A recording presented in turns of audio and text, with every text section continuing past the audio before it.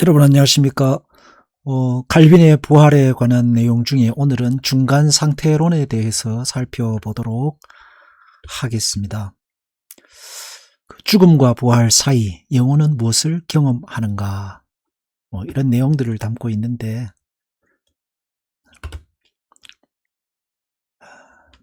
칼빈의 그 중간 상태론 에 관한 내용들은 일단은 성경의 내용을 근거로 하고 있습니다. 칼빈이 고안해낸 것이거나 혹은 일반적인 어떤 철학이라든지 다른 종교의 영향을 받은 것이 아니라 가장 먼저는 성경 속에 있는 구절들이 인간이 죽고 난 이후에 어떤 중간 상태를 가지고 있다라는 구절들이 있기 때문에 그 구절들을 근거로 해서 인간의 중간 상태론을 죽음 이후 그리고 부활 사이의 중간 상태론을 이야기하고 있습니다. 또한 칼빈이 이런 부활에 대한 이야기를 하는 이유는 뭐냐 하면은 첫 번째는 예수 그리스도의 십자가의 완전성을 곤고하게 세우기 위함입니다. 예수 그리스도의 십자가의 부활, 대속의 은혜가 모자람이 없이 완전하다는 것. 그 모자람이 없음이라는 것은 창조부터 부활까지, 태초부터 새말까지, 영원 전부터 영원까지 예수 그리스도의 십자가의 부활이 완전하다는 것을 굉장히 큰 중심으로 세우고 이제 이야기하고 있습니다. 죽음 이후에도 예수 그리스도께서 다스리시고 예수 그리스도께서 성도와 함께 하시고 하시는 것이고, 또한 더불어서 죽음이 어떤 모든 것의 끝이 아니라 이후에까지도 믿는 자와 믿지 않는 자에게 있어서 심판과 부활이, 심판과 하나님이 주시는 영생의 생명이 어떻게 확연히 다른가 하는 것을 이야기하고 있습니다.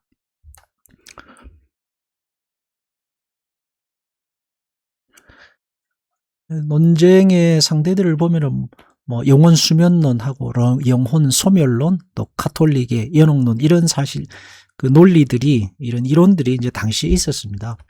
영혼 수면론은 뭐냐 하면은 인간이 죽고 나면은 영혼이 살아서 있다, 의식이 있다든가 혹은 또 영혼이 소멸한다든가 하는 게 아니라 그냥 잠자는 것 같은 존재로 있다 하는 것이 영혼 수면론입니다. 근데 칼빈이 이것을 비성경적 관계라고 그러죠. 영혼 소멸론은 뭐냐 하면 인간은 죽고 나면 모든 영혼이 다 소멸했다가 몸과 함께 다 사라졌다가 부활할 때 이 영혼이 몸과 함께 다시 살아난다 하는 건데, 이건 참 뭐랄까요, 논리적으로 굉장히 문제가 많고, 그러면은 새로운 창조와 이 부활의 영혼이 다시 부활할 때 다시 살아나는 것과 이게 구분이 되지 않고 인격적인 어떤 연속성이라든지 예수 그리스도의 십자가의 대속의 은혜를 고백하고 아는 것, 그리고 이 땅을 살아가면서 그리스도와 함께 십자가의 신앙을 가지고 고난을 받고 울고 웃고 때로는 함께 살았던 주님과의 경험들, 이런 것들이 다 문제가 많게 되는 거죠. 그래서 이거는 바람직한 것이 아니다라는 이야기를 하고 있습니다. 그리고 영혼 수면론에 대해서는 잠을 가리켜서 죽음이라고 한다라고 하는데, 이 잠이라는 것은 육신이 있는 동안에서만 잠이지 육신이 없는 존재가 잠을 자야 될 필요는 없는 것이고, 은유적인 표현이지 그 잠을 죽은 이후의 영혼의 존재까지 적용하는 것은 굉장히 문제가 많은 거죠. 그 다음에 카톨릭의 연옥 사상인데, 이 카톨릭의 연옥 사상은 성경에 없는 내용임과 동시에 그리스도의 대속의 은혜를 불완전하게 만드는 것이다 해서 앞에서 굉장히 오래도록 설명을 했습니다. 중간 상태에 대해서 이제 그리스도를 믿는 의인들과 이제 악인들로 해서 구분을 해서 이렇게 표현을 했는데, 믿는 자들에게 있어서 죽음 이후의 중간 상태는 육신은 썩어서 없어지지만은 영혼은 살아서 의식이 있는 상태로 그리스도와 함께 하는 것이죠. 그러나 악인들은 중간 상태, 물론 그들도 의식이 있지만 그러나 고통과 절망, 좌절 가운데서, 어둠의 사슬 가운데서 지내게 되는 것입니다.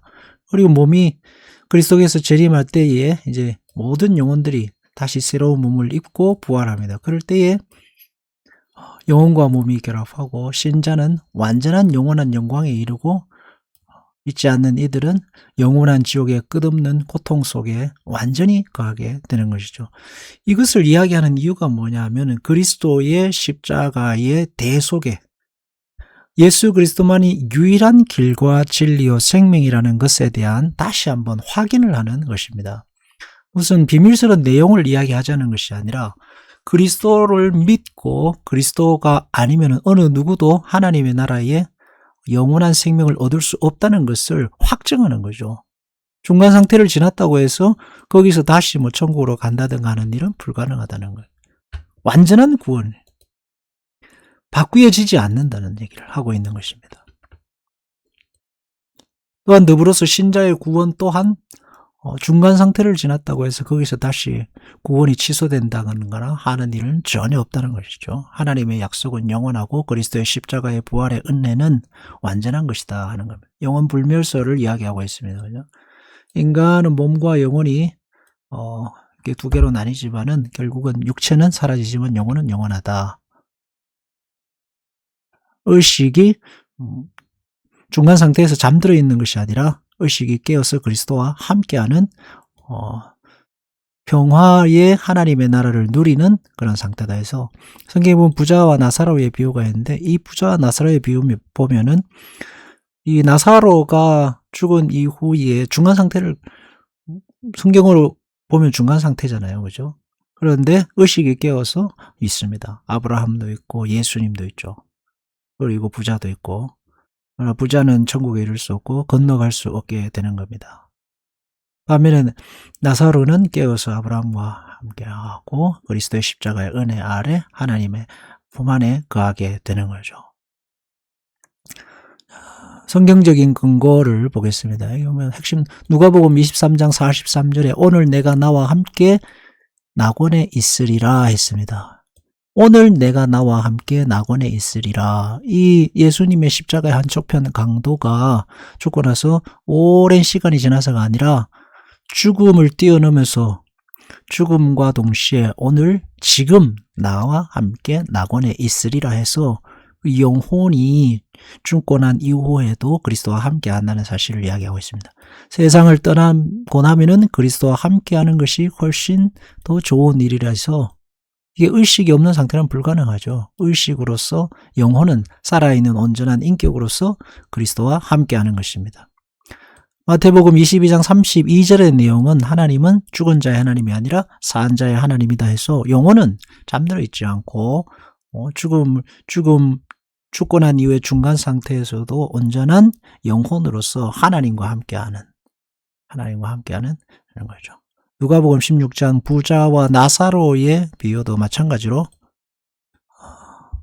잠이 든다거나 영혼이 소멸한다거나 하는 것이 아니라 온전한 영혼으로서 더 주님과 누리는 교제가 더 깊어지고 영광스러운 교제 속으로 나아가게 된다 하는 이야기를 하고 있습니다.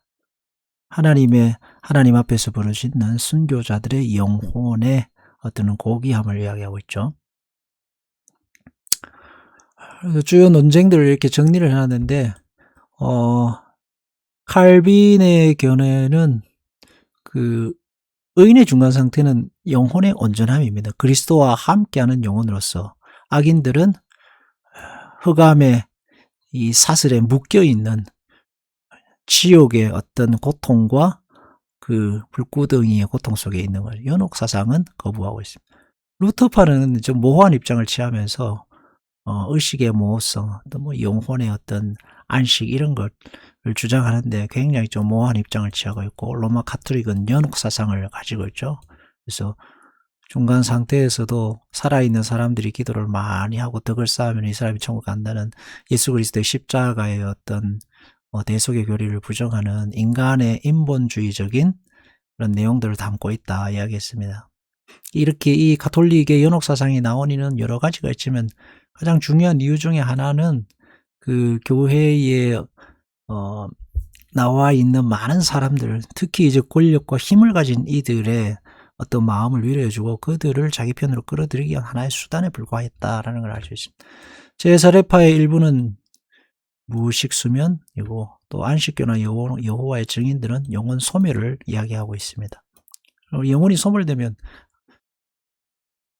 다시 끌어올리면은 이 인격의 어떤 연속성이라든지 이런 거에 대해서 굉장히 문제가 많이 생겼죠. 그래서 구원이라는 것은 하나님께서 창세전에 계획하시고 예정하셔서 때가 되어 부르시고 그리스도의 십자가의 은혜로 우리를 자녀 삼으시고 영원히 우리와 함께 하시는 것입니다. 거기에는 소멸이 없죠. 그리스도와 함께 누리는 모든 삶의 희노애락들이 하나가 되어서 그것이 정금같이 연단되고 하나님의 영광스러운 상태로 변화되는 것이 구원이다 라고 할 수 있습니다. 그런 구원을 가리켜서 전인적인 구원이다 라고 할 수 있겠죠. 하나님의 자녀들은 그래서 영원한 복락으로 이끄시고 이 땅에 살아가는 동안에도 하나님은 성도들을 격려하셔서 부활의 그날까지 계속 전진하게 하십니다. 또한 더불어서 하나님께서 영원한 구원을 우리에게 주신다는 약속을 죽음 이후에만 하시는 것이 아니라 이 땅에도 우리가 살아가는 동안 기도 응답하시고 고난을 견디게 하시고 때로는 여리고를 무너뜨리게도 하시고 또 요단을 건너게 하심으로 말미암아 하나님이 우리의 구세주가 되시고 영원한 구원의 동반자라는 사실을 주님께서 우리에게 늘 깨우치시는 겁니다. 그렇게 깨우치셔서 우리로 하여금 영원한 생명을 얻게 하십니다. 인간의 자의적인 노력과 힘으로 이 인간의 어떤 지식과 경험의 한계를 뛰어넘으면서 영원한 구원에 이를 사람은 아무도 없을 것입니다. 그래서 사람들은 갈팡질팡하죠.